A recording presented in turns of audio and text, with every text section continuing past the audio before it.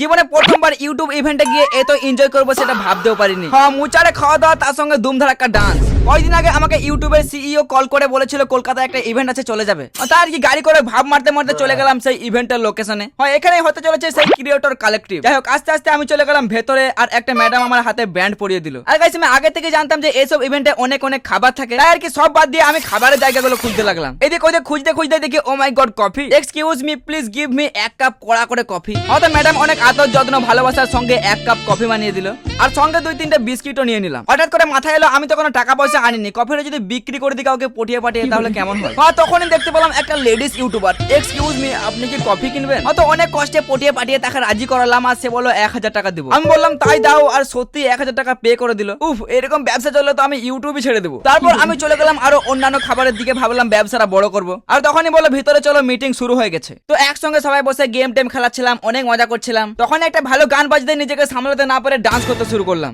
তোকে রডে বসিয়ে বেল বাজাবো, কিডিং কিডিং, তুই হেলান দিবি আমার কোলে, আই সদনি চড়বি আমার হিরো সাইকেলে। প্রায় 1.5 ঘন্টা নাচানাচি করার পর খিদে পেয়ে গেল, তাই কি থালা বাসন নিয়ে রেডি হয়ে গেলাম। এখানে এত রকমের খাবার ছিল, কোনটা খাবো সেটাই খুঁজে পাচ্ছিলাম না। আর সবাই তো মনে মনে বলছে উফ, প্রতিদিন যদি এরকম পেতাম তো ছাড়িয়ে দিতাম। না, আমি বেশি খাই না, তাও মুচারে 3 ঘন্টা খাওয়া দাওয়া করলাম। যাই হোক, সব শেষে আমাদেরকে দিয়ে দিল একটা করে জাঙ্গিয়ার প্যাকেট, না সরি, গিফট বটে। Thank you so much YouTube.